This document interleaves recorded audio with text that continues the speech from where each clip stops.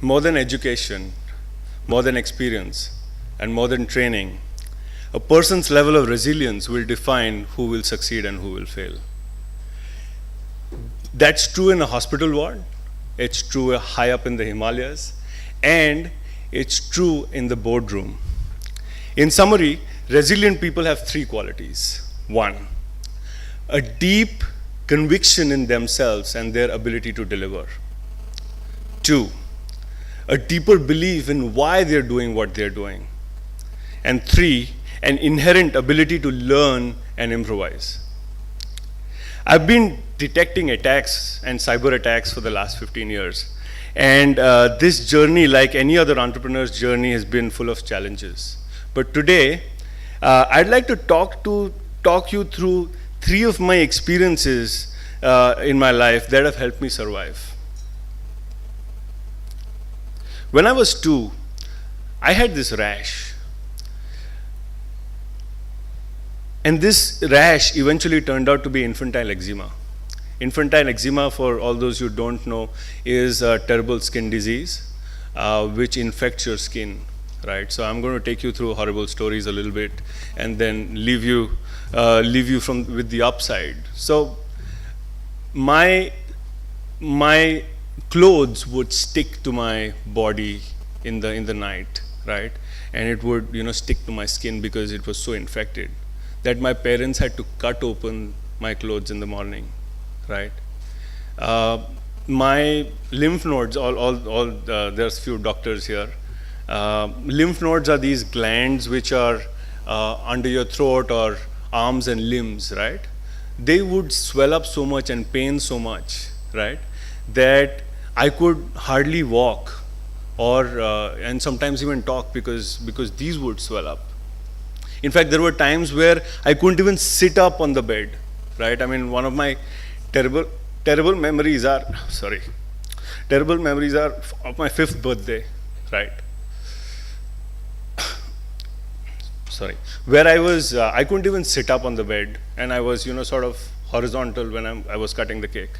So, and from there, my family has gone through terrible times, and I have seen there are times where I couldn't walk or I couldn't even talk, right? And it was very difficult.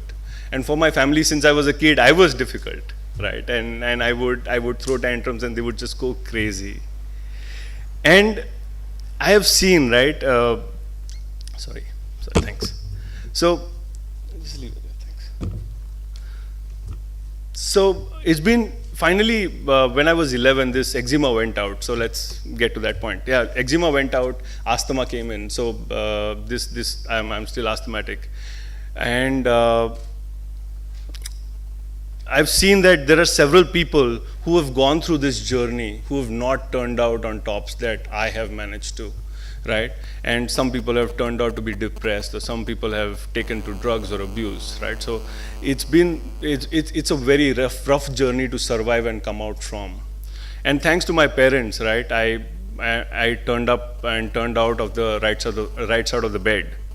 But as soon as I got better, life was very different. I was trying to do everything that I'd missed, right? It was full of energy, right? I was playing, I was running, I was doing everything that a child would usually do, right? And my learning curve was a very high learning curve at that point. So for someone who couldn't walk very well when he was 11, I was playing club cricket when I was 14.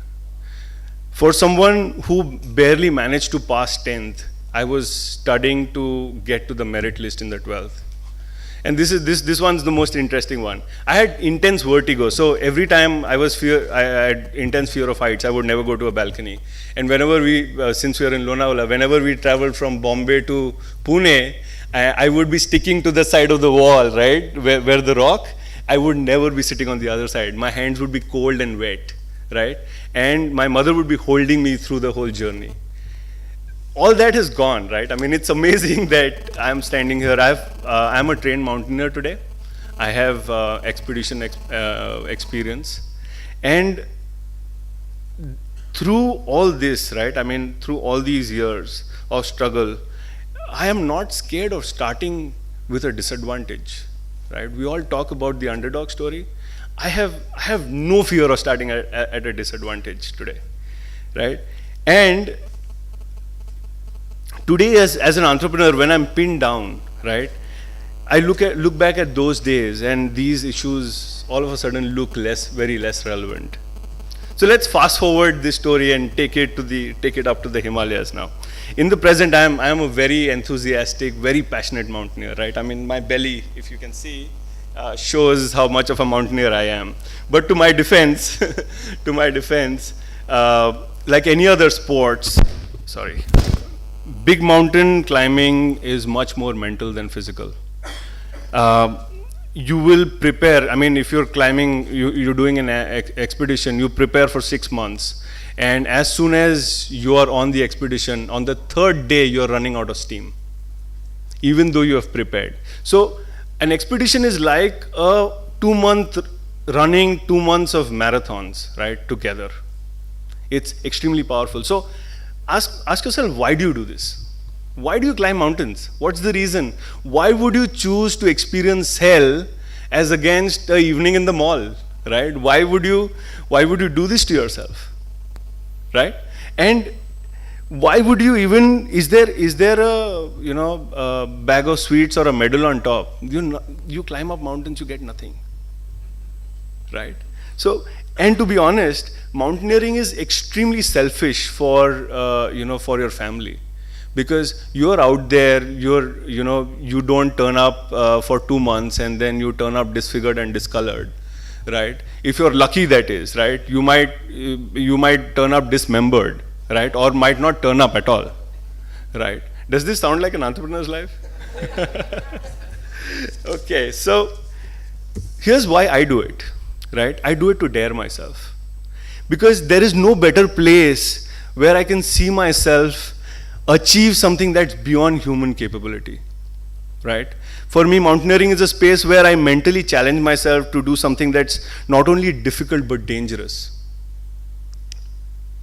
I train very hard, right? I mean, this belly goes away very quickly after that. I train very hard, and I pray very hard, and I hope that I turn back alive. The fact is, but if I do turn back alive, I turn back with an attitude that is not easily found. I have an attitude to life, I have a vision to life that I turn back with, which is amazing, and you feel elevated instantly, right? So this is my fix, right? And unless we have similar clarity on why we do what we do, it is going to be impossible not to break under pressure.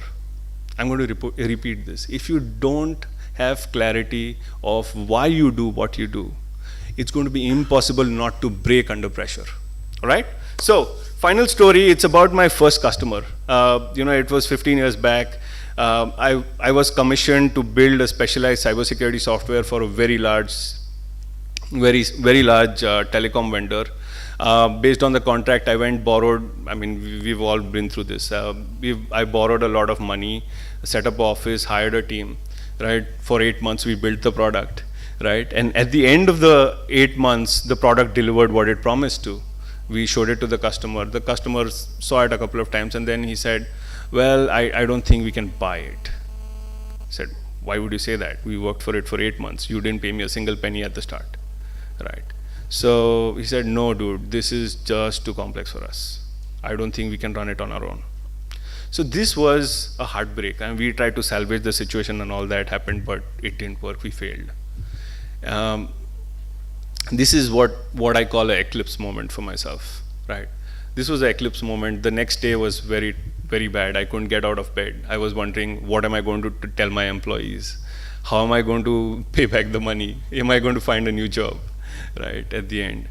But unfortunately, what happened, I didn't have options, and I stayed in this situation for 3-4 days. And after 3-4 days of doing nothing, I thought, well, I already have a product. Might as well turn this into a service, because it's difficult, right? So I'll deliver it for them.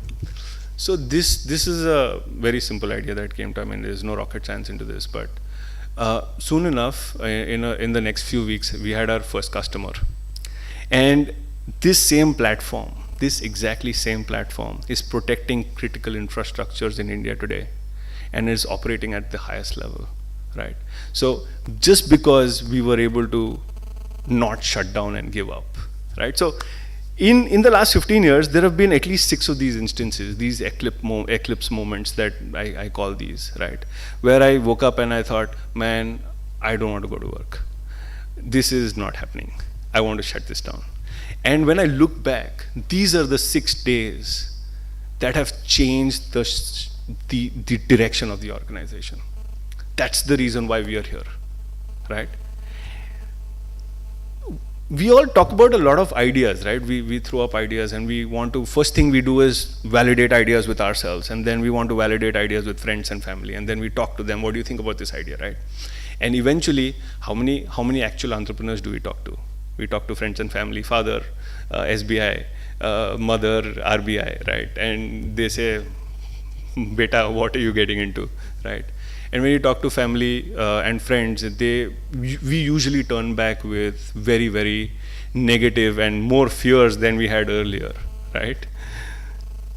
So this is where my TG comes in. I have this is the 4th year we are here, and I have an amazing team, right? One of the key things that I'll tell you about this TG is that whenever I have gone to them with an idea, these guys are thinking how, so usually people are thinking why this is going to fail. Listen, these are the 9 reasons you're going to fail. But these fellows are thinking about reasons why and reasons how that we can make sure this idea does not fail. So this is a different mindset, and I think this is, thanks to my TG, it's amazing. By the way, I'm part of the Zoomers. Clap for the Zoomers, okay. So finally, if you could find one common thread amongst the greatest leaders, achievers, entrepreneurs, and find that one impact moment that has changed their thought process, that has changed their character, you will find that all these great folks have seen rock bottom, right?